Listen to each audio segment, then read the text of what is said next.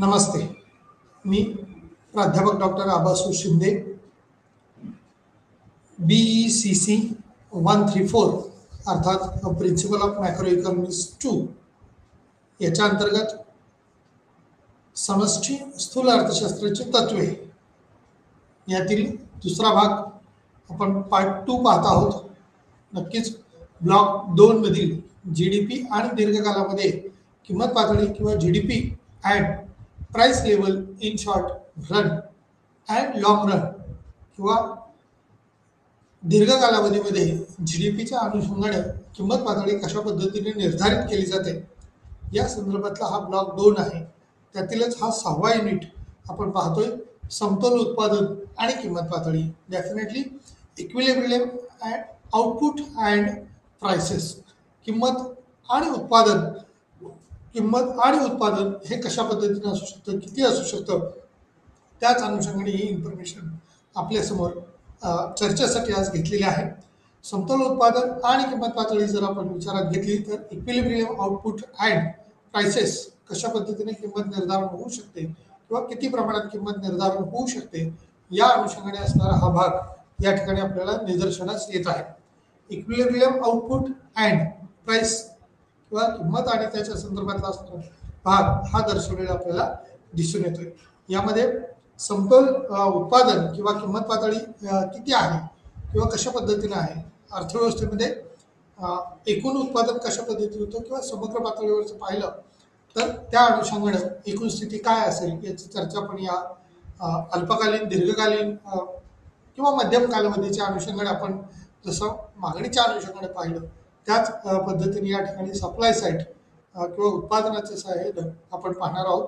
यातील introductory part अल्पकालीन समतोल शॉर्ट रन इक्विलिब्रियम आहे, दीर्घकालीन समतोल लॉंग रन इक्विलिब्रियम आहे, वित्तीय आणि आर्थिक धोरणाचा प्रभाव जो आहे तो कशा पद्धतीने होऊ शकतो, म्हणजेच impact of physical and monetary policies त्या कशा पद्धतीने कार्यान्वित होतात किंवा कामकाज करतात त्या अनुषंगाने देखील महत्त्वाचं होऊ शकतं.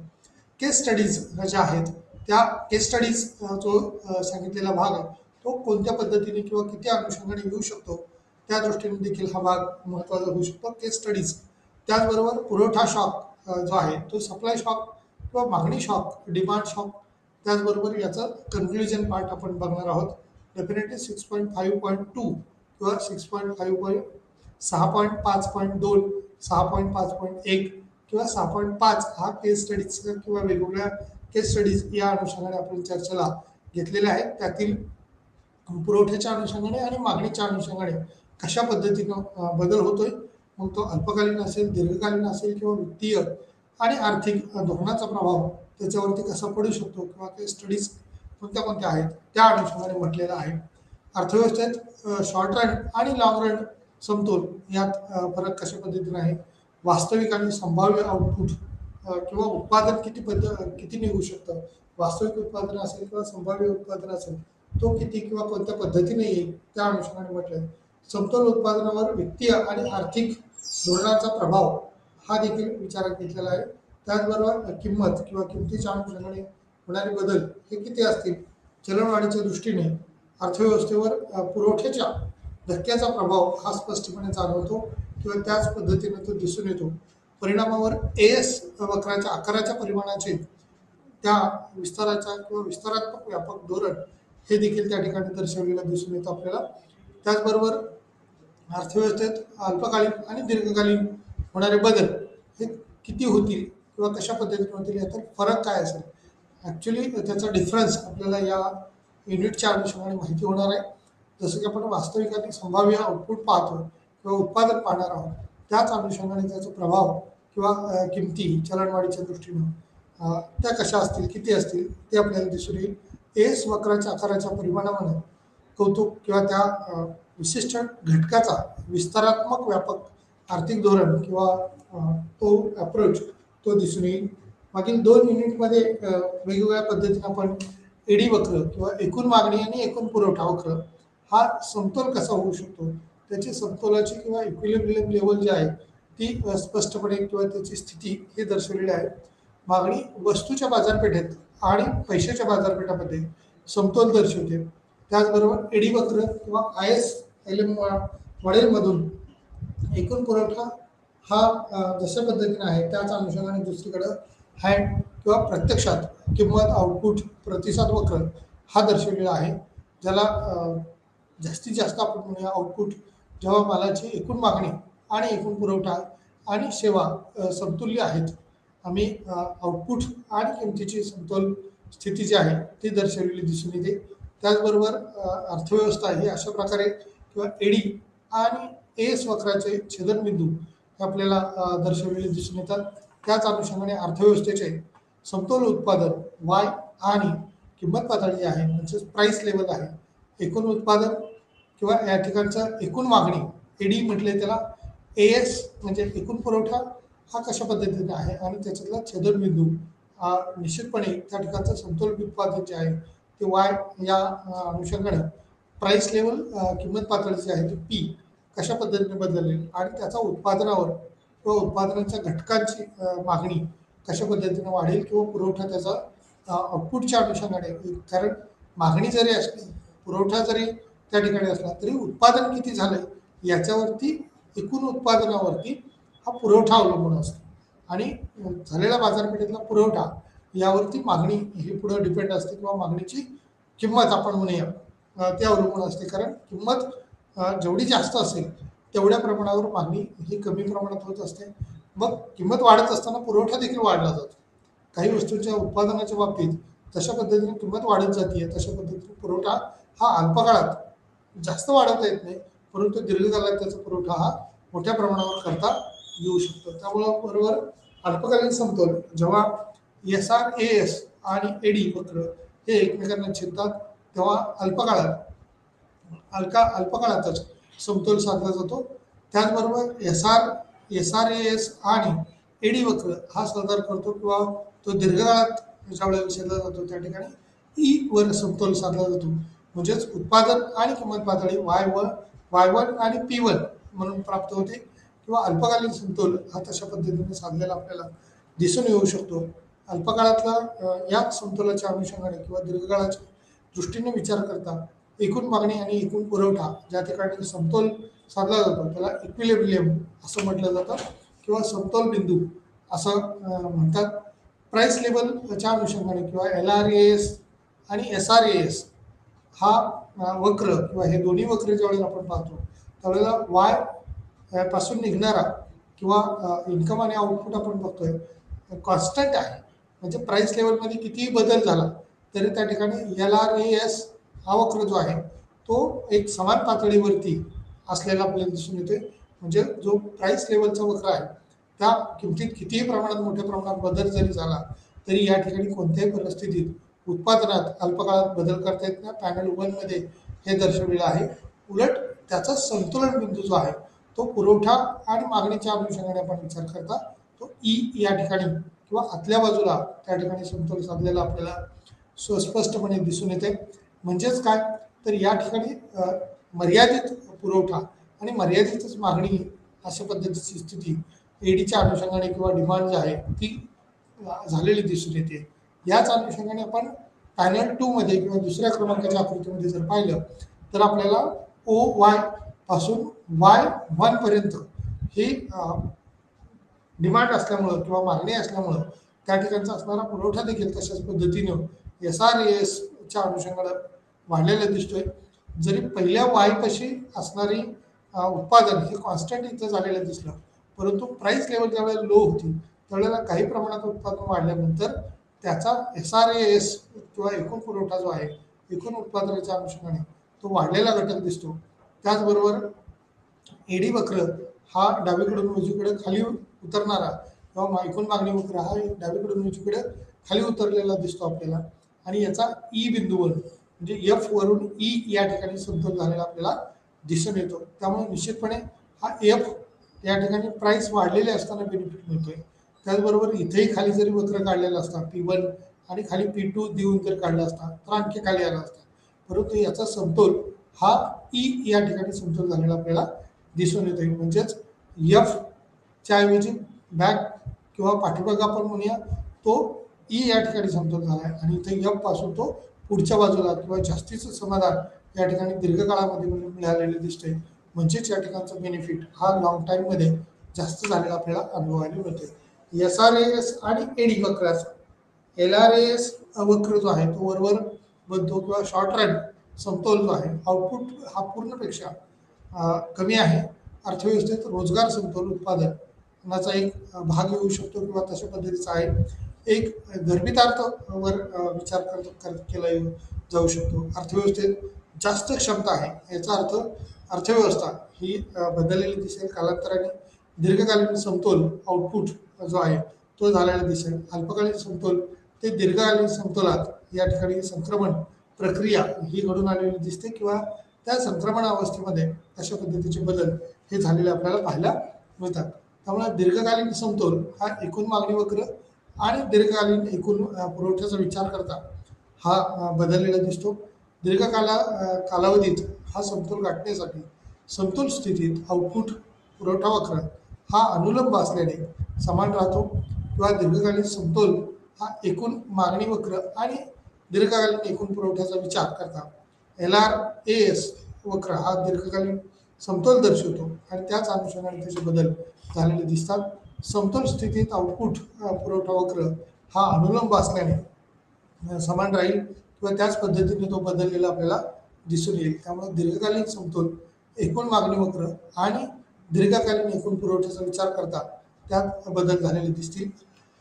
त्याच पद्धतीनं या समतोल बिंदूमध्ये SRAS म्हणजे पुरवठ्याच्या अनुषंगाने आणि मागणीच्या अनुषंगाने एडी जशा पद्धतीनं प्राईस ही जास्त असते त्यावेळेला मागणी आउटपुट जे आहे ते कमी किंवा मागणी त्या ठिकाणचे इन्कम जो आहे तो कमी किंवा तशा पद्धतीनं बदललेला आपल्याला दिसून येतो लॉंग रनमध्ये. आणि या ठिकाणी SRAS जो आहे तो पुरवठा दीर्घकाळात तो देखील वाढलेला आपल्याला दिसून येईल. याचा समतोल वाय किंवा LRAS जे आहे वाय बिंदूत झालेला आपल्याला पाहायला मिळतोय. त्याचबरोबर या दीर्घकाळात SRAS आणि एडीचे छेदनबिंदू देखील दर्शवतात समान असल्याचा अनुभव येतात. आउटपुट पातळी जी आहे ती दिसून येते. त्यामुळे दीर्घकाळ अस्तित्वात नाही. SRAS किंवा वक्र देखील आउटपुटच्या काही विशिष्ट स्तरावर हा अनुलंब होऊ शकते. संभाव्य GDP किंवा पूर्ण रोजगार पातळी हे आहे किंवा कारण भौतिक आहेत किंवा कोणत्याही दिलेल्या कालावधीत अर्थव्यवस्था उत्पन्न करू शकणाऱ्या रकमेची मर्यादा ही भौतिक मर्यादा सर्व संयंत्रे 24 तास तसेच कार्यरत आहेत किंवा ओव्हर टाईम्स आणि चक्रीय बेरोजगारी ही दिसून येते किंवा एकूण पुरवठा वक्र हा देखील त्या ठिकाणी समतोल अवस्थेमध्ये आलेला अनुभवायला मिळतोय. थोडक्यात अल्पकालीन वक्र हा केन्सियन क्षैतिज आहे. येथे कितीही मालाची मागणी केली जाईल असे फर्म किंवा पुरवठा वक्र देईल आणि विद्यमान किंमत पातळी अशा वक्र किंवा अंतर्निहित कल्पना त्या ठिकाणी दर्शवलेल्या दिसतात. अल्प कालावधीत अर्थव्यवस्थेच्या हातात जागा क्षमता किंवा भांडवल किंवा श्रम हे असल्याचे या ठिकाणी निदर्शनास येते किंवा दीर्घ कालावधीत त्याच्यात झालेला बदल आणि एकूण मागणीत झालेला बदल हा छेदनबिंदू दर्शवणारा आपल्याला दिसून येतो. त्याचबरोबर समान आउटपुट पातळी दीर्घकालीन अस्तित्वात नाही किंवा आहे आणि SRAS ही देखील दर्शवलेली आहे. विशिष्ट स्तरावर अनुलंब होऊ शकते किंवा संभाव्य GDP किंवा पूर्ण रोजगार पातळी हे देखील दर्शवलेले आहे. कारण भौतिक स्थितीत कोणत्याही दिलेल्या कालावधीत ही अर्थव्यवस्था उत्पन्न करू शकणाऱ्या दिलेल्या कालावधीत अर्थव्यवस्था ही उत्पन्न आणि त्याच अनुषंगाने होणारे बदल हे देखील दर्शवलेले आहेत. मर्यादा किंवा त्याच्या असणाऱ्या भाग हा 5.4 मध्ये एकूण मागणी वक्र हा डायग्रेशन दर्शवलेला आपल्याला दिसतोय. म्हणजेच या मागणीमध्ये किंवा 5.4 मध्ये जी आपल्याला आकृती दर्शवलेली होती त्याच्यात सविस्तरपणे मांडणी केलेलीच आहे. या समतोलाच्या अनुषंगाने 5.4 मध्ये पुरवठा वक्र कशा पद्धतीने असेल किंवा अल्पकालीन वक्र केन्सियन SS वक्र हा क्षैतिज लंब असल्याचं दिसून येतं किंवा आहे. SRAS AD1 AD2 आउटपुट आणि B पासून C पर्यंत किंवा A पासून B पर्यंत P1, P2, P3 हे दिलेले बदल त्या अनुषंगाने आपल्याला सुस्पष्टपणे किंवा त्या अनुषंगाने दर्शवले जाऊ शकतात. त्यामुळं long run aggregate supply curve, LRAS आणि SRAS 1 आणि प्राईस लेवल या अनुषंगाने देखील बदललेले दिसून येते किंवा long run aggregate supply curve हा त्या अनुषंगाने बदललेला आहे. याच आउटपुट अंतर किंवा वास्तविक उत्पादन आणि पूर्ण रोजगार उत्पादन यातील फरक आहे किंवा आउटपुट गॅप म्हणून ओळखले जाते. अशा प्रकारे आउटपुट गॅप YA किंवा Y जिथे YA वास्तविक आहे किंवा आउटपुट आणि Y हे संभाव्य आउटपुट आहे, वास्तविक आउटपुटनुसार निर्धारित केले जाते किंवा AD आणि SRAS वक्राचे छेदनबिंदू हे संभाव्य आउटपुटद्वारे दिले जाते किंवा AD आणि LRAS वक्राचे छेदनबिंदू हे देखील दर्शवलेले आपल्याला पाहायला मिळतात. आउटपुटच्या अनुषंगाने अंतर, वास्तविक उत्पादन आणि पूर्ण रोजगार उत्पादन यातील हा फरक हा सुस्पष्टपणे जाणवतो. आउटपुट गॅप म्हणून ओळखले जाते. अशा प्रकारे आउटपुट गॅप YA इथे YA वास्तविक आहे आणि आउटपुट आणि त्या अनुषंगाने असणारे बदल हे संभाव्य आउटपुट दर्शवतात किंवा वास्तविक आउटपुटनुसार निर्धारित केले जाते. त्यामुळे AD आणि SRAS वक्राचे छेदनबिंदू हे संभाव्य आउटपुटद्वारे दिले जाते. AD आणि LRAS छेदनबिंदू दाखवणारे दिसतात. तर 6.4 मध्ये आर्थिक आणि आर्थिक प्रभाव असं म्हटलेलं आहे. म्हणजे याच्या संदर्भात गव्हर्नमेंटच्या पॉलिसीज कशा पद्धतीच्या असतील या धोरणाच्या अनुषंगाने मागील भागात आपण पाहिले की AD म्हणजेच एकूण मागणी आणि एकूण पुरवठा वक्रामधील बदलाचा प्रभाव हा निश्चितपणे जाणवतो. आउटपुट किमतीची जी समतोल पातळी जी आहे ती कशा पद्धतीने असेल, मागील 2 युनिटमध्ये आपल्याकडे ज्या एकूण मागणी आणि एकूण पुरवठ्याच्या अनुषंगाने समतोल बिंदू हा गाठण्याची सिच्युएशन किंवा ती स्थिती मागे किंवा पुढे किंवा खाली किंवा वर आपण म्हणतो त्या स्थितीत बदललेली आहे का. स्थूल आर्थिक धोरणाच्या दृष्टिकोनातून समाविष्ट आर्थिक धोरणाच्या 2 व्यापक श्रेणी किंवा वित्तीय धोरण आणि चलनविषयक धोरण या दोन्ही धोरणाचा उद्देश हा अर्थव्यवस्थेवर प्रभाव पाडणे हा आहे.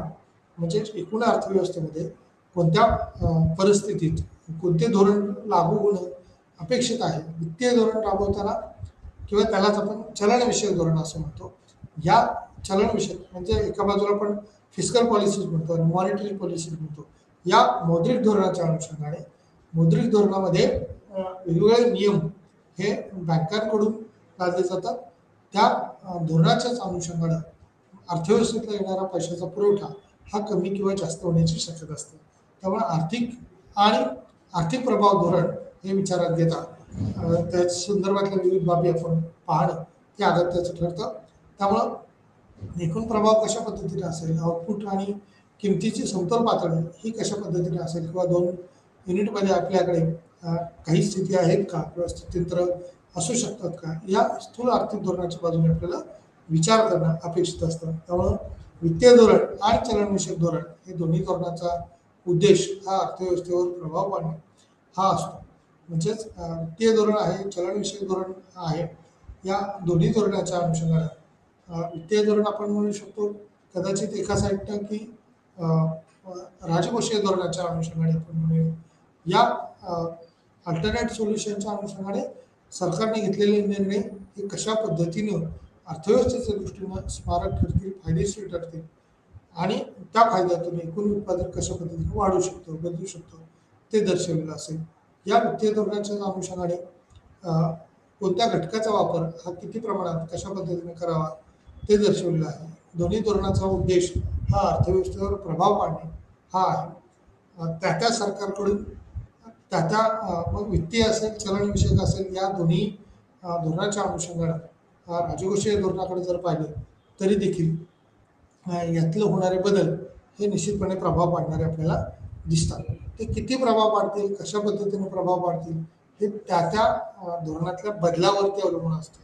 आणि म्हणूनच एकूण अर्थव्यवस्थेतला असणारा वस्तूंचा पुरवठा हा त्यावरती अवलंबून असतो किंवा तशा पद्धतीने तो बदलतो.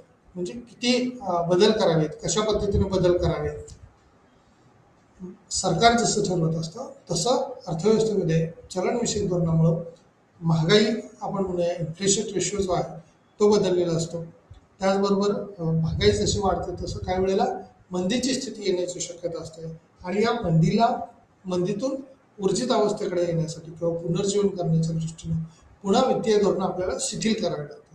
या वित्तीय धोरणाच्या शिथिलतेतून अर्थव्यवस्था पुन्हा ऊर्जित अवस्थेकडे येते आणि चलनविषयक धोरणातल्या झालेल्या बदलाचा परिणाम प्रभावी मागणी ही वाढत असते. म्हणजे केन्सनं किंवा आधुनिक विचारवंतांनी सांगितलेले जे काही वेगवेगळे थॉट्स आहेत, वेगवेगळे नियम आहेत, ते याच्यातून निश्चितपणे पडताना आपल्याला दिसून येतात. त्यामुळे युनिट्सच्या अनुषंगाने स्थूल आर्थिक धोरणाच्या दृष्टिकोनातून समाविष्ट आर्थिक धोरण हे व्यापक करता येईल किंवा व्यापकतेच्या दृष्टीनं यात बदल केले जातात. वित्तीय धोरण आणि चलनविषयक धोरण हे दोन्ही धोरणांचा उद्देश हा अर्थव्यवस्थेवर प्रभाव पाडणे हा आहे. या आर्थिक धोरणाच्या अनुषंगाने किंवा आर्थिक प्रभावाच्या अनुषंगाने झालेले बदल हे देखील आपल्याला निश्चितपणे अनुभवायला येतील. या बदलाच्या किंवा त्या प्रभावाच्या अनुषंगाने आउटपुट आणि किमतीची समतोल पातळी ही मागील 2 युनिटमध्ये आपण विचारात घेतली होती. त्या दृष्टीने या स्थूल अर्थशास्त्रात किंवा स्थूल मांडणीच्या दृष्टीने समग्र पातळीवर देशाचा विचार करता यातील वित्तीय धोरण हे जास्त महत्त्वपूर्ण असतं आणि त्याचा उद्देश हा अर्थव्यवस्थेवरती प्रभाव पाडणं हा असल्याचा दिसून येतो. विशेषतः आर्थिक वाढ किंवा चलनवाढ, रोजगार निर्मिती इत्यादी राजकोषीय धोरणाद्वारे निर्णयाचा संदर्भ दिला असतो किंवा त्याच अनुषंगाने त्याचे होणारे बदल हे देखील दिसून येतात. सार्वजनिक खर्च आणि कर याबाबत सरकार चलनविषयक धोरणावर दुसरीकडे देशाच्या सेंट्रल बँकेने घेतलेल्या निर्णयाचा संदर्भ देते. त्याचबरोबर उदाहरणार्थ रिझर्व्ह बँक ऑफ इंडिया भारताच्या बाबतीत विचार करता ही सर्वतोपरी निर्णय किंवा स्वायत्त संस्था असल्यामुळं ते निर्णय घेत असते आणि तशा पद्धतीची धोरणं ही अर्थव्यवस्थेत राबवली जातात किंवा देशात बँकिंग क्षेत्राकडून राबवलेली आपल्याला दिसतात. त्याचबरोबर पैशाच्या पुरवठ्याच्या संदर्भात आणि व्याज दर त्यामुळे कंपन्यांच्या उत्पादनाची सरासरी किंमत बदलणार नाही किंवा अशा अनुषंगाने असणारे बदल हे दर्शवलेले आहेत. आउटपुट पातळी किंवा त्या अनुषंगाने असणारे बदल हे दिसून येतात. कंपन्या त्यानुसार पुरवठा करण्यास इच्छुक आहेत किंवा विद्यमान किंमत स्तरावर मागणी केली जाते आणि AS वक्र हा क्षैतिज असण्याची शक्यता आहे किंवा त्या अनुषंगाने मंदीच्या काळात जेव्हा अर्थव्यवस्थेतील एकूण उत्पादन कमी होते किंवा एकूण उत्पादनात बदल होतात तशा पद्धतीनं आर्थिक वाढ, चलनवाढ, रोजगार निर्मिती इत्यादी राजकोषीय धोरणाद्वारे यातले होणारे बदल हे निदर्शनास येतात. आर्थिक वाढ झाल्यामुळं अर्थव्यवस्थेतल्या वस्तूची मागणी ही मोठ्या प्रमाणावर वाढ होत असते किंवा मागणी ही एका घटकाची ज्यावेळेला वाढते त्यावेळेला समोरच्याला उत्पन्न मिळाल्यामुळं, पैसे मिळाल्यामुळं त्या उत्पन्नातून आणखी कच्च्या मालाची मागणी केली जाते आणि पुन्हा उत्पादन वाढवलं जातं. त्या उत्पादन वाढीच्या अनुषंगानं एम्प्लॉयबिलिटी आपण म्हणूया, रोजगार निर्मिती वाढण्याची शक्यता असते. रोजगार निर्मिती मोठ्या प्रमाणावर वाढते. वाढलेल्या रोजगारातून लोकांना मिळालेलं उत्पन्न या उत्पन्नातून पुन्हा मागणी वाढते. तशाच पद्धतीने भांडवलाची मागणी वाढलेली असते उद्योग व्यवसायाच्या अनुषंगाने. या भांडवलावरचं मिळालेलं व्याज किंवा इंटरेस्ट जो वाढतो त्याच्यामुळे भांडवलात आणखी भर पडते.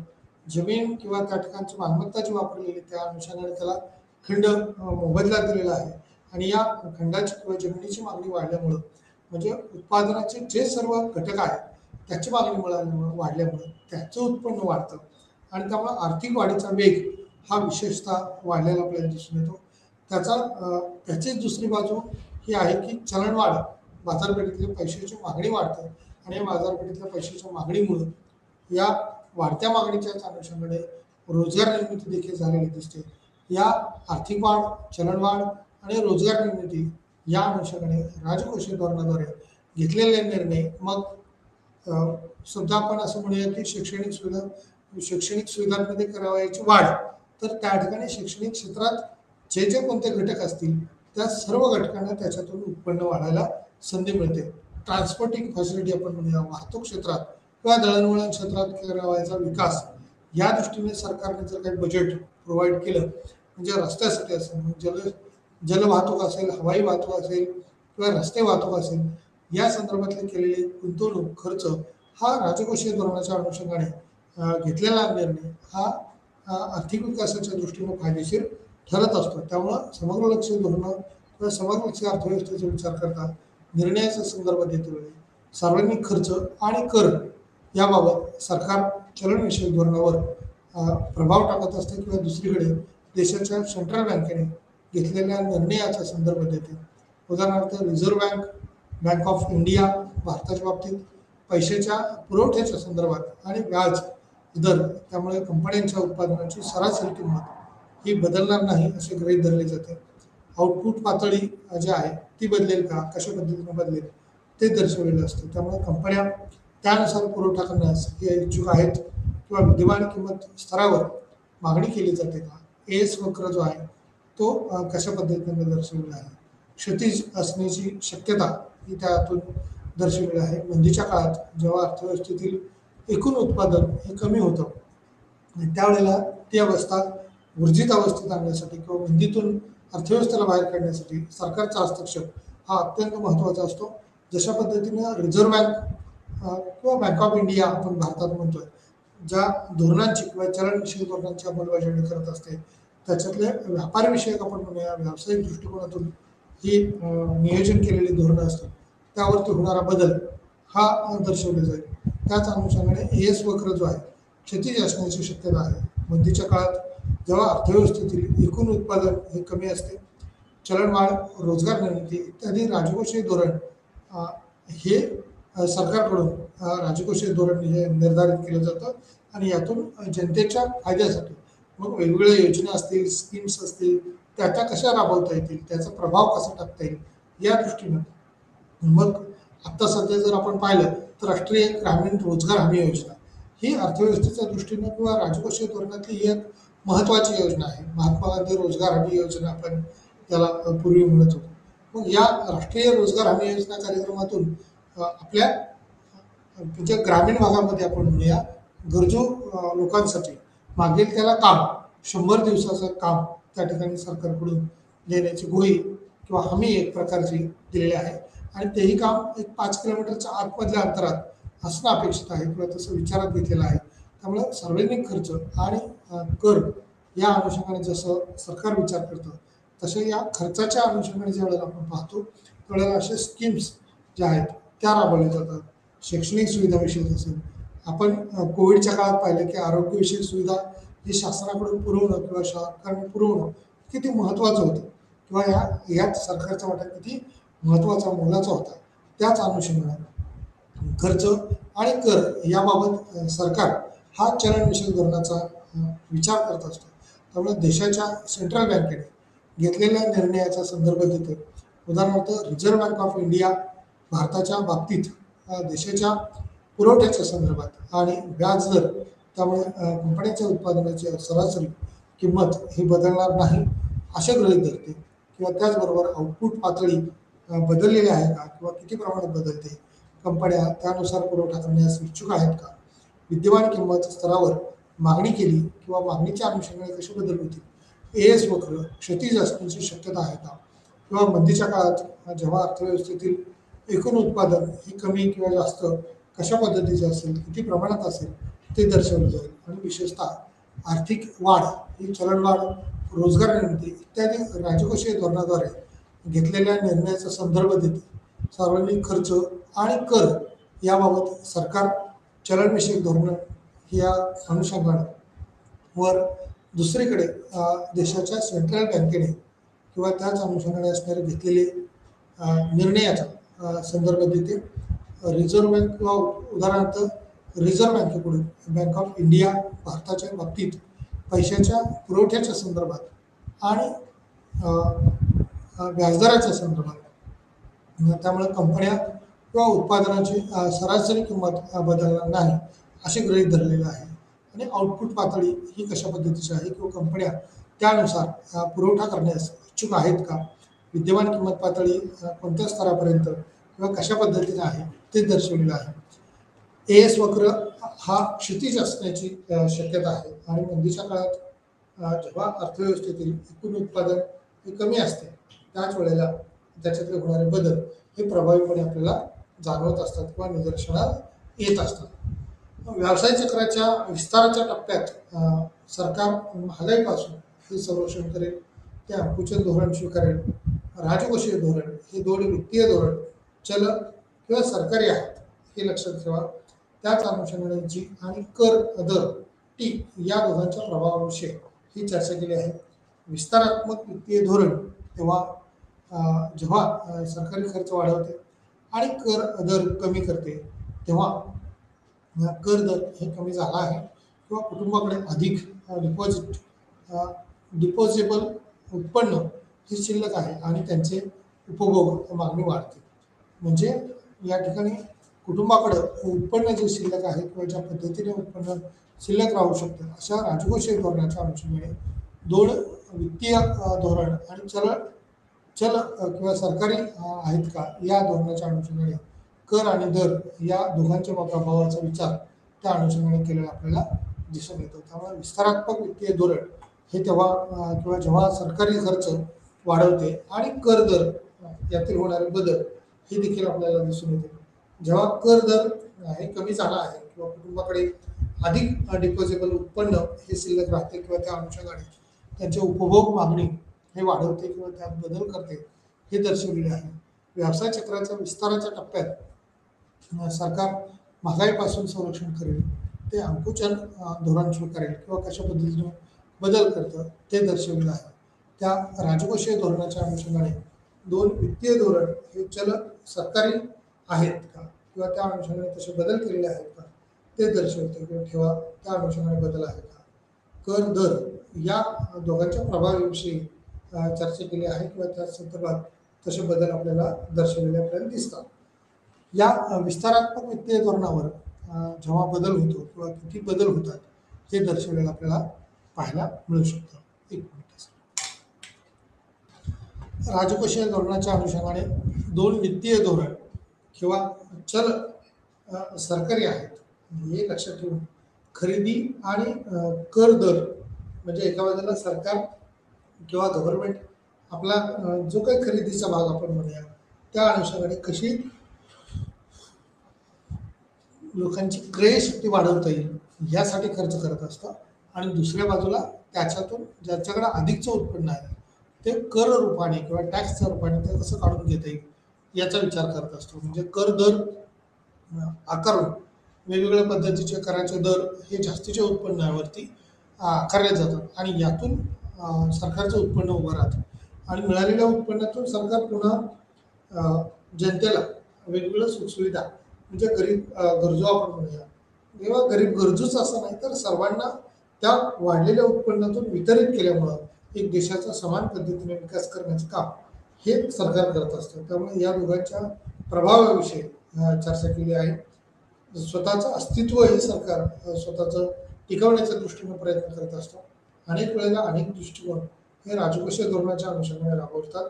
दोन वित्तीय धोरण किंवा चल सरकारी आहेत हे लक्षात घेतले पाहिजे किंवा त्याच अनुषंगाने कर दर या दोघांच्या प्रभावाविषयी चर्चा त्या अनुषंगाने झालेली दिसते.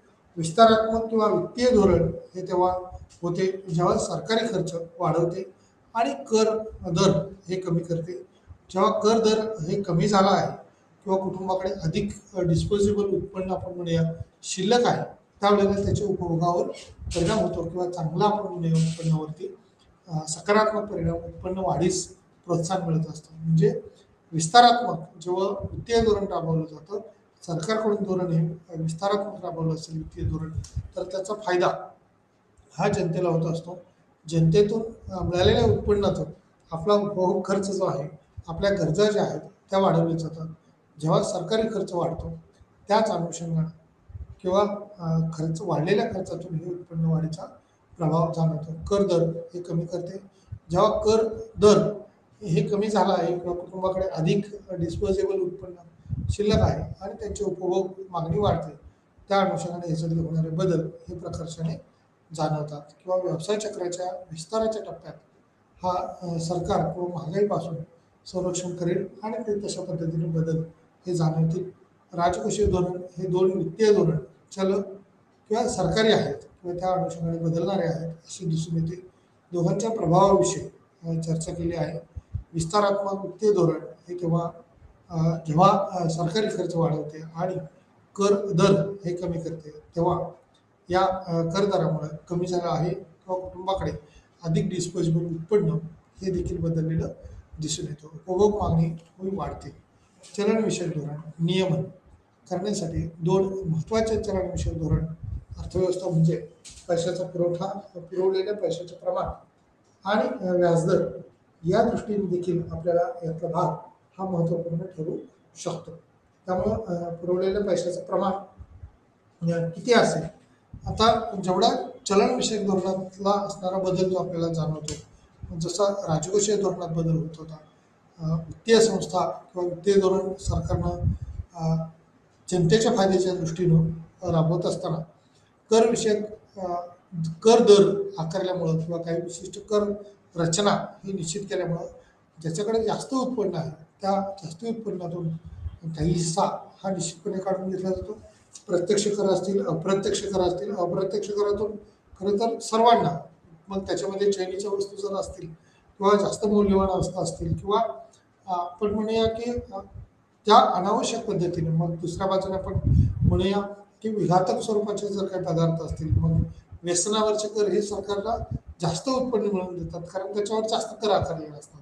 कारण जनतेच्या एका दृष्टीनं भलं करण्याच्या दृष्टीनं, जनतेला फायदा करून देण्याच्या दृष्टीनं ज्या व्यसनाधीन पदार्थ आहेत त्याच्यावरती जास्त कर आकारल्यामुळं सोशल बेनिफिट्स किंवा समाज नियंत्रित ठेवण्याच्या दृष्टीने देखील उपयोग होतो आणि त्याचं सेवन जे आहे ते कमी प्रमाणात होतं किंवा त्याच्यावर निर्बंध हा लादलेला आपल्याला दिसून येतो. त्यामुळे दोन वित्तीय धोरण हे चलन सरकारी आहे आणि या चलनविषयक धोरणाच्या अनुषंगाने होणारे बदल हे देखील आपल्याला प्रभावीपणे मांडता येऊ शकतात. त्यामुळे दोन वित्तीय धोरण किंवा चल सरकारी आहेत किंवा त्या अनुषंगाने होणारे बदल हे दर्शवलेले आहेत.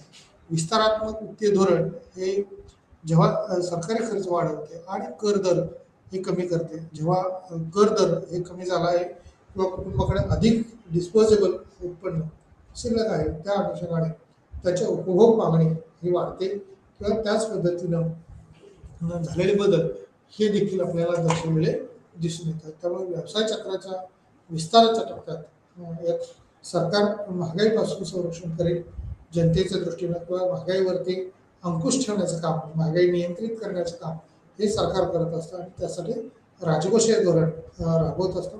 त्याचबरोबर सरकार हा अप्रत्यक्षरित्या बँकिंग क्षेत्राकडून देखील अपेक्षा करत असतं, परंतु या डायरेक्टली RBI सरकारचं वर्चस्व असेल असं होत नाही, परंतु काही वेळेला या धोरणांमध्ये कसे बदल करतील, काय बदल करतील त्या पद्धतीनं पंतप्रधानांकडून किंवा पंतप्रधान कार्यालय असेल त्या यांच्याकडून RBI तशा पद्धतीची विनंती केलेली असते आणि RBI तशा पद्धतीची ही धोरणं बदलताना दिसून येतो किंवा त्यात काही अंशी या बदल झालेला दिसतो.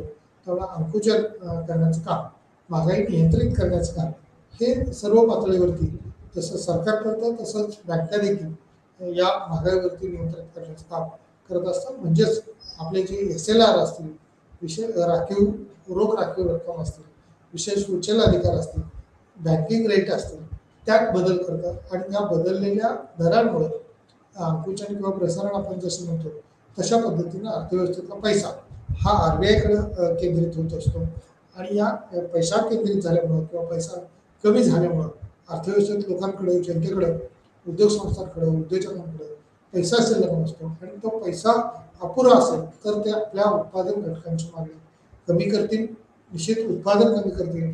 कमी उत्पादन असल्यामुळं मार्केटमध्ये सुद्धा पुरवठा कमी करतील.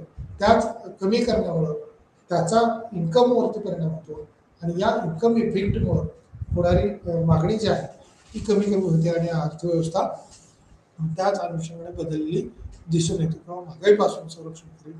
त्या महागाईच्या अनुषंगाने अंकुचन धोरण हे स्वीकारले जाईल. राजकोषीय धोरण यात बदल केला जाईल. दोन वित्तीय धोरणं हे चलन किंवा सरकारी आहेत त्याच अनुषंगाने लक्ष ठेवा किंवा त्याच पद्धतीने बदललेले असेल. कर दर या दोघांच्या प्रभावाविषयी निश्चित चर्चा झालेली दिसते किंवा बदल हा घडून आलेला दिसतो. त्यामुळं विस्तारात्मक वित्तीय धोरण तेव्हा होते जेव्हा सरकारी खर्च वाढवते आणि कर दर हे कमी करते, किंवा जेव्हा कर दर हे कमी झाला आहे तेव्हा कुटुंबाकडे अधिक डिस्पोजेबल उत्पन्न हे शिल्लक आहेत आणि त्यांचे उपभोग मागणी ही वाढलेली दिसते, किंवा तशा पद्धतीने त्याच्यात झालेले बदल हे सुद्धा अनुभवायला येतात. त्यामुळे व्यवसाय चक्राच्या विस्ताराच्या टप्प्यात झालेले बदल हे देखील अनुभवायला येतात. हे किती प्रमाणात असतील, कशा पद्धतीने असतील, त्यातले होणारे बदल कोणते कोणते ते आपल्याला अनुभवायला मिळू शकतात.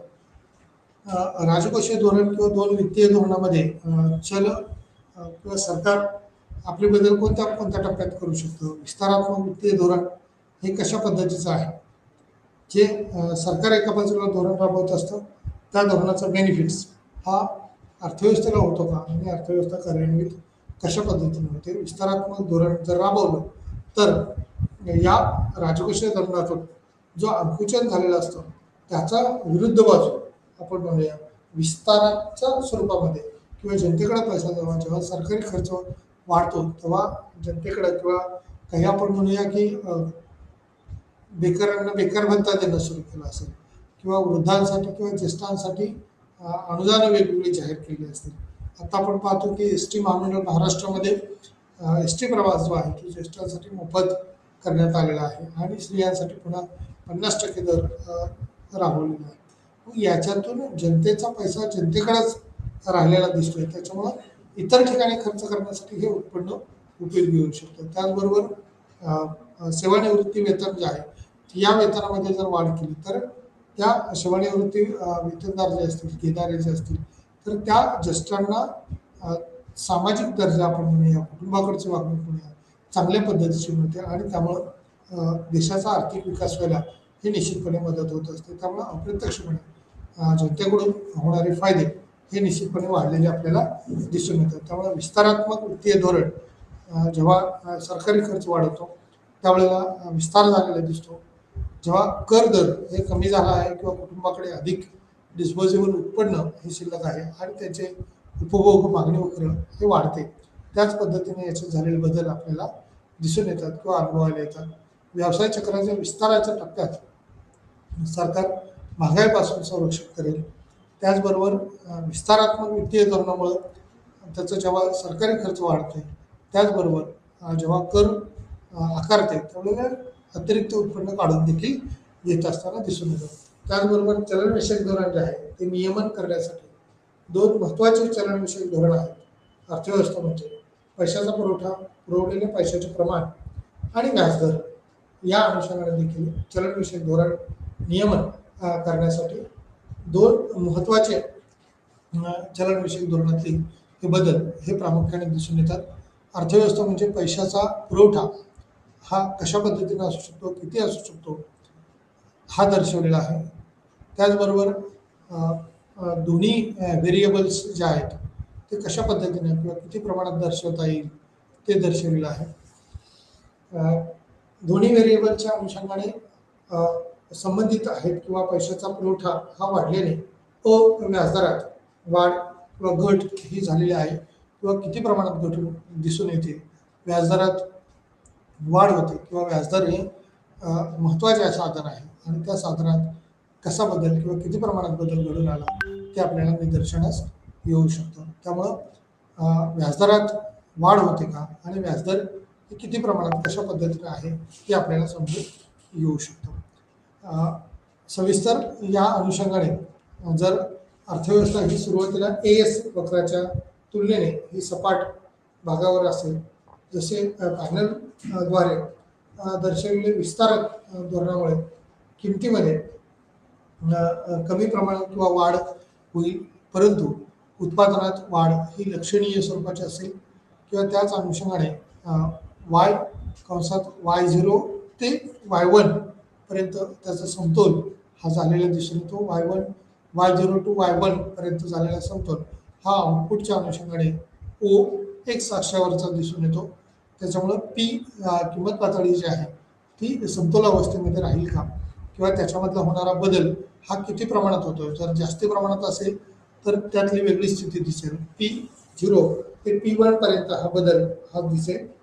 अशी परिस्थितीत ज्यामध्ये विस्तार धोरण चांगले कार्य करते आणि किमतीच्या पातळीत थोडीशी वाढ ही होईल किंवा त्या अनुषंगाने झालेला बदल हा दिसून येईल. उत्पादनात वाढ होते आणि या उत्पादनातील वाढीच्या अनुषंगाने झालेला बदल हा प्राइस लेवल आणि आउटपुट किंवा इन्कमच्या अनुषंगाने दिसेल. एएस किंवा AD1 AD2 E2 E2 या ठिकाणचा किंवा E1चा समतोल हा E2 पर्यंत वाढलेला आपल्याला दिसून एक मिनिट. या ठिकाणचा आउटपुट किंवा उत्पादन आणि उत्पन्न या अनुषंगाने OY0 किंवा OY1 या अनुषंगाने AD1 आणि AD2 किंवा P1 P2 हा दर्शवलेला बिंदू आपल्याला दिसून येतो. त्यामुळे प्राइस लेवल एएसचा जो वक्र आहे तो किती प्रमाणात आहे, कशा पद्धतीनं आहे या अनुषंगाने P1 P2 किंवा E2 या ठिकाणचा पॅनल ए मध्ये जो दर्शवलेला आहे तो E1 मध्ये समतोल झालेला आहे. E1 मध्ये सुरुवातीला समतोल झालेला आहे जो P1 प्राइस असताना Y0 एवढं उत्पादन आहे आणि त्यामुळेच E1 या ठिकाणचा समतोल आहे. त्याचबरोबर प्राइस P2 पर्यंत वाढलेले असताना त्या ठिकाणी उत्पादन देखील Y1 पर्यंत वाढलेला आहे. त्यामुळे एकूण सप्लाय जो आहे तो जास्त झालेला दिसेल. एकूण पुरवठा जो आहे एकूण मागणी जी आहे एकूण पुरवठा वक्र जो आहे तो वाढलेला आपल्याला दिसतोय. एकूण मागणीतला हा पहिला टप्पा आणि दुसरा टप्पा AD वरून AD2 पर्यंत जसं म्हणजे किंमत वाढत असताना देखील उत्पादन वाढीच्याच अनुषंगाने याचा इक्विलिब्रियम किंवा समतोल जो आहे तो पुढच्या टप्प्यात वाढलेला दिसून येतोय. म्हणजे त्या ठिकाणचा पॅनल PAच्या अनुषंगाने E2 हा समतोल बिंदू आहे. तसाच E2 हा या ठिकाणचा सप्लाय देखील वाढलेला आहे. परंतु या दोघातला अंतर काय आहे, म्हणजे किंमत वाढतीये त्याच वेळेला उत्पादन देखील वाढते. इथं फक्त किंमत वाढलेली आहे, उत्पादन मात्र तितक्याशा प्रमाणात वाढलं नाही, थोड्याशा टप्प्यात वाढलेलं आहे. म्हणजे त्या ठिकाणचा अर्थव्यवस्थेतली असणारी स्थिती चलनविषयक धोरणामुळे बदललेली आपल्याला दिसून येते. वित्तीय धोरणातील बदल झालेला दिसून येतोय. म्हणजे किंमत पातळी वाढते म्हणजेच इन्फ्लेशन रेशो जो आहे तो आपल्याला वाढेल. पण तुलनात्मकरित्या इथं उत्पादन हे जास्त प्रमाणात वाढलंय, इथं किंमत कमी प्रमाणात वाढली. इथं किंमत जास्त प्रमाणात वाढली, उत्पादन मात्र तेवढ्या प्रमाणात वाढलेलं दिसत नाही. त्यामुळे होणारा समतोल हा E1 पासून E2 पर्यंत वाढलेला आहे. त्यामुळे सरासरी नक्की काय होईल स्थिती ते आपल्याला या अनुषंगाने विचारात घ्यावं लागेल. जर प्रारंभिक समतोलात एएस वक्राच्या विस्तारक धोरणामुळे थोड्या प्रमाणात ही वाढ झालेली दिसून येते किंवा समतोल उत्पादन Y0 ते Y1 पर्यंत, परंतु समतोल किमतीत मोठी वाढ पातळी जर P0 to P1 पर्यंत जर झाली तर अशा अंतरात हे विस्तारक धोरण हे दिसून येतं किंवा विस्तारलेलं धोरण जाणवतं. त्याचबरोबर परिस्थिती आर्थिक वाढ ही कमी असली तरी महागाई ही जास्त प्रमाणात असते व महागाईची स्थिती ही बदललेली आपल्याला दिसून येईल. त्याचबरोबर या प्राइस लेवलच्या अनुषंगाने किंवा एएस आणि एडीच्या अनुषंगाने AD1 AD2 या अनुषंगाने देखील आपल्याला बदल झालेले प्रामुख्याने दिसून येतील किंवा त्या अनुषंगाने बदल हे अनुभवायला मिळतील. जर प्रारंभिक समतोल एएस वक्राच्या विस्तारक धोरणामुळे थोड्या प्रमाणात यात बदल झालेला दिसेल किंवा थोड्या प्रमाणात असणारी वाढ ही देखील अनुभवायला मिळू शकते. त्यामुळे समतोल उत्पादन YO ते Y1 पर्यंत झालेले दिसून येतील. परंतु समतोल किमतीत मोठी वाढ पातळी आहे किंवा P0 ते P1 पर्यंत हा बदल झालेला दिसून येतो. अशा अंतर्गत विस्तारक धोरणामुळे चांगली बदल आहे किंवा चांगली स्थितीत अर्थव्यवस्था ही महागाई जास्त वाढलेली आपल्याला अनुभवायला मिळेल किंवा वाढ कमी असली तरी महागाईची स्थिती ही बदललेली आपल्याला दिसून येते. केस स्टडीच्याच अनुषंगाने त्यावेळेला आपण काही 2-3 केस स्टडीज मागणी आणि पुरवठ्याच्या अनुषंगाने पाहणार आहोत. त्यावेळेला व्यावहारिक परिस्थितीशी सैद्धांतिक बाजूने समजून घेणं हे तितकंच महत्त्वाचं असतं. सक्षम दृष्टीनं विचार करता जागतिक समस्या जे अर्थव्यवस्थेवर परिणाम करतात, महत्त्वाच्या आर्थिक भूमिका ही सरकार जसं तुम्हाला माहिती आहे त्याच अनुषंगाने आर्थिक वाढ, किंमत पातळीमध्ये स्थिरता राखणे आहे. आणि रोजगार, आर्थिक आणि आर्थिक धोरणे अशी किंवा या संदर्भातल्या बाबी ह्या मांडलेल्या दिसून येतात. गेल्या 40 वर्षात जागतिक बाजारात कच्च्या तेलाच्या किमतीत ही अचानक वाढ झाली आहे. त्याच अनुषंगाने अनेकदा तेल संकट म्हणून समजले जाते किंवा कच्चे ते हे अनेकांसाठी आवश्यक इनपुट असल्याने उत्पादने या उत्पादनाच्या उत्पादन खर्चात मोठ्या प्रमाणात वाढ झाली आहे. व्यावहारिक परिस्थितीशी सैद्धांतिक समजून घेणं किंवा त्या अनुषंगाने भाग विचारात घेतला असता ही बाब निदर्शनास येईल. जागतिक समस्या किंवा अर्थव्यवस्थेवर त्याचा परिणाम हा जाणवेल किंवा महत्त्वाची आर्थिक भूमिका ही सरकार म्हणून पार पाडली जाईल. मला याच बाबतीत अनेक धोरणं ही दिसून येतात किंवा सुस्पष्टपणे जाणवू देखील शकतील. त्यामुळे आर्थिक वाढ, किंमत पातळीमध्ये स्थिरता राखणे आहे किंवा रोजगार त्या संदर्भातली असणारी धोरणं ही कशा प्रकारे आहेत, किती प्रमाणात आहे मांडली जातात ते आपल्याला देखील पाहावं लागेल. त्यामुळे गेल्या 40 वर्षात जागतिक बाजारात अनेक वेळेला जी महागाई येते ती कच्च्या तेलाच्या, कारण तेलाच्या किमती वाढल्यामुळं, कच्च्या तेलाची किंमत वाढल्यामुळं होणारे एकूण आर्थिक खर्च वाढ आपण जी म्हणूया ती वाढ प्रामुख्यानं वेगवेगळ्या इंधनाच्या अनुषंगाने जशी असते तशी ती वाहतुकीवरती परिणाम करते आणि वाहतूक ही वेगवेगळ्या वस्तू आणि सेवांची त्या अनुषंगाने केली जाते आणि त्या वस्तूंच्या किमतीवर हा ट्रान्सपोर्टिंगचा खर्च हा अवलंबून असतो. किंवा उत्पादन करताना औद्योगिक क्षेत्राच्या अनुषंगाने जर विचार केला किंवा सेवा क्षेत्रामध्ये देखील विचार केला, शेती क्षेत्रामध्ये जर विचार केला तर या इंधनाचा वापर किंवा कच्च्या तेलाचा वापर आपण म्हणूया, डायरेक्ट प्रक्रिया केलेल्या तेलाचा वापर म्हणूया, तो मोठ्या प्रमाणावर असतो. त्यामुळे जागतिक बाजारपेठेतल्या कच्च्या तेलाच्या किमती जर वाढल्या तर अर्थव्यवस्थेतल्या उत्पादनाच्या वस्तू आणि सेवांच्या किमती ह्या वाढलेल्या आपल्याला पाहायला मिळतात किंवा त्या पद्धतीनं जसं वीज बिल आपण म्हणतो ते वाढलेलं असतं. परंतु इंधन जर वाढले वाहतुकीसाठी, ट्रान्सपोर्टिंग मग पेट्रोल असेल, डिझेल असेल, ऑइल, इतर ऑइल्स किमतीच्या वेळेला वाढतात, कच्च्या मालाच्या किमती वाढतात, त्यावेळेला या उत्पादनाच्या किमती वाढलेल्या असतात आणि या इनपुटमुळं किंवा या उत्पादनामुळं, वाढत्या उत्पादनामुळं, महागाई दरामुळं याच्यात झालेले बदल हे प्रकर्षाने आपल्याला जाणवतात. त्यामुळं तेल संकट दरम्यान पुढे अनेक देश क्रूडच्या किंवा आयातीवर अवलंबून असलेले दिसून येतात. तेलाच्या संकटाच्या काळात या देशाची देयके संतुलित स्थिती असते का? तेलाच्या संकटामुळे किंवा तत्सम परिस्थितीमुळे पुरवठ्याला धक्का बसला आहे किंवा धोरण निर्मात्यासाठी व्यवस्थापित करणे हे कठीण आहे का किंवा कठीण परिस्थितीत असू शकतं का? त्या दृष्टीने देखील आपल्याला विचार केला जाऊ शकतो. तेल संकट दरम्यान पुढे किंवा अनेक स्थितीत हे कसं असू शकेल? अनेक देश क्रूडच्या आयातीवर हे अवलंबून आहेत किंवा तेलाच्या संकटाच्या काळात या देशाची देयके संतुलित स्थिती ही कशी असेल? कोणत्या परिस्थितीत याचा बदल असेल? तेल उत्पादनाच्या किंवा तेल संकटामुळे किंवा तत्सम परिस्थितीमुळे पुरवठ्याला धक्का बसणार नाही किंवा पुरवठ्यात बदल केला जाऊ शकत नाही.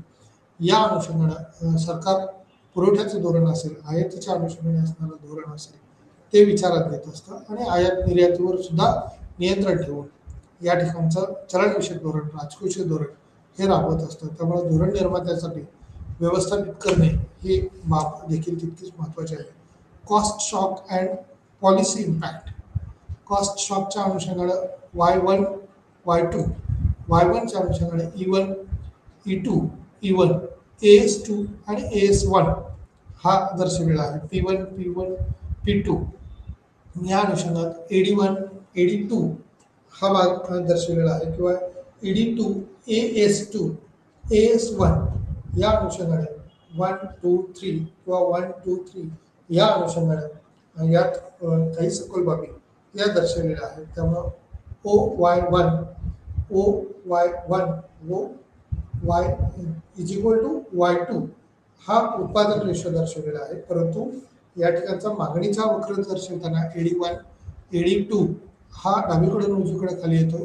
तशाच पद्धतीने AS1, AS2 हा डावीकडून उजवीकडे पुरवठा वक्र हा वरती जाणारे दिसत आहेत आणि त्यातून वरच्या बाजूला स्थानांतरित झालेला वक्र म्हणजे E1 पासून E1 खाली आणि E2 हा दर्शवलेला आहे. त्यामुळं वरच्या बाजूचा जो वक्र आहे A2चा आणि E2 या ठिकाणचं संतुलन ASचं किंवा एएस हा पुरवठा वक्र आणि AD2 हा मागणी वक्र या ठिकाणचं होणारा संतुलन हे जास्त फायदेशीर ठरू शकतं किंवा या ठिकाणचं प्राइस इन्क्रीज झालेलं आपल्याला दर्शवलेलं आहे.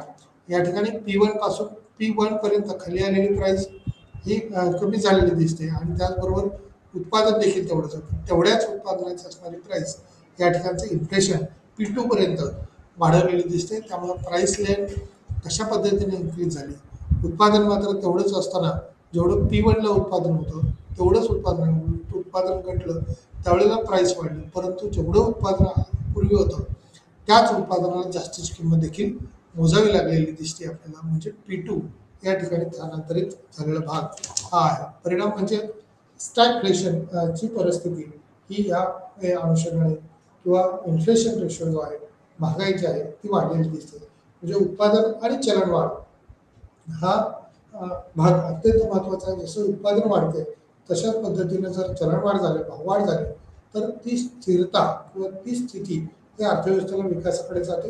परंतु 1970च्या कालखंडातला जर या ठिकाणचा रेफरन्स घेतला आहे त्यावेळेला ही समस्या निर्माण झाली होती आणि देशामध्ये मंदीची उदाहरण किंवा मंदीची लाट त्यामुळं निर्माण झाली होती. इन्फ्लेशन रेशो, कारण प्रोडक्शन देखील वाढलं पाहिजे त्याच अनुषंगाने जर महागाई वाढत असेल, किमती वाढत असतील तर त्याचा परिणाम हा प्रकर्षाने जाणवतो. त्याच बरोबर अर्थव्यवस्थेची असणारी मागणी शॉक किंवा डिमांड साईड ज्या वेळेला आपण पाहतो ती मागणीचा धक्का हा सकारात्मक किंवा नकारात्मक असू शकतो. कारण सकारात्मक मागणीची उदाहरणं हा शॉक जो आहे तो किंवा धक्का जो आहे तो कर कपात करतो. कारण मागणी ज्या पद्धतीनं व्याजदराच्या अनुषंगाने सकारात्मक जर मागणीचं असेल, वाढत असेल तर त्या अनुषंगाने कर कपातीचं धोरण, व्याजदर कपातीचं धोरण, सरकारी प्रोत्साहन पॅकेज वरती म्हणजे ह्या वेगवेगळ्या सुविधा ज्या आहेत त्या कमी केल्या जातात. कारण मागणी व्याजदर कपात केल्यामुळं किंवा व्याजदर कमी केल्यामुळं मिळणारे फायदे हे तितकेसे मिळणार नाहीत. त्यामुळे नकारात्मक मागणी धक्क्याची उदाहरणं म्हणजे नैसर्गिक आपत्ती असेल, शेअर्स बाजारातील घसरण असेल, म्हणजे घसरणीची स्थिती, डिझास्टरची स्थिती जर असेल तर मागणी होणार नाही किंवा लोक मागणी करायला एक प्रकारे प्रभाव त्याचा कमी दिसेल. त्यामुळं सकारात्मक मागणीचा धक्का हा एडी वक्र उजवीकडे वरच्या दिशेने सरकवतो आणि नकारात्मक मागणी धक्का एडी वक्र हा डावीकडे खाली सरकतो. त्यामुळे एकूण वक्र किंवा एस वक्र हा आकारावर किंवा एडीमध्ये वाढ झाल्यामुळे दोन्हीमध्ये याच्यात बदल घडलेला दिसून येतो किंवा बदलत्या स्थितीत हा झालेला बदल हा दिसून येतो. त्यामुळे मागणी शॉक किंवा मागणीचा धक्का हा सकारात्मक किंवा नकारात्मक असू शकतो. सकारात्मक मागणीची उदाहरणे ही वेगवेगळ्या पद्धतीची आहेत.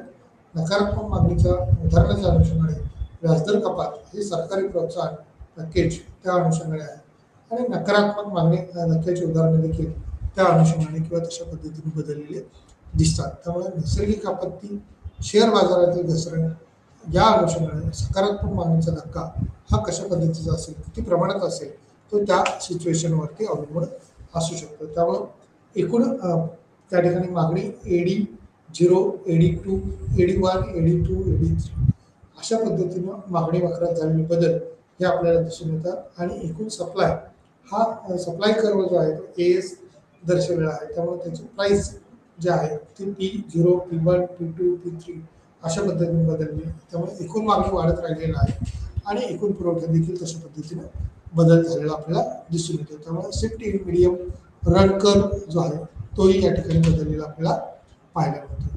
त्यामुळे या एकूण सप्लायच्या अनुषंगाने झालेला बदल हा सार्वजनिक धोरणात झालेला बदल हा दर्शवतो. त्यामुळे अर्थव्यवस्था उत्पादनाच्या समतोल पातळीपर्यंत कशी पोहोचते आणि अल्पावधीत आणि दीर्घकाळात त्याच्या आउटपुट संकल्पना कशी असू शकते हे या अनुषंगाने या राजकोषीय आणि चलनविषयक धोरणात दर्शवलेलं आहे.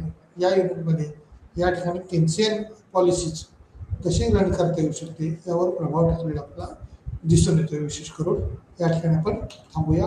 Thank you so much. धन्यवाद.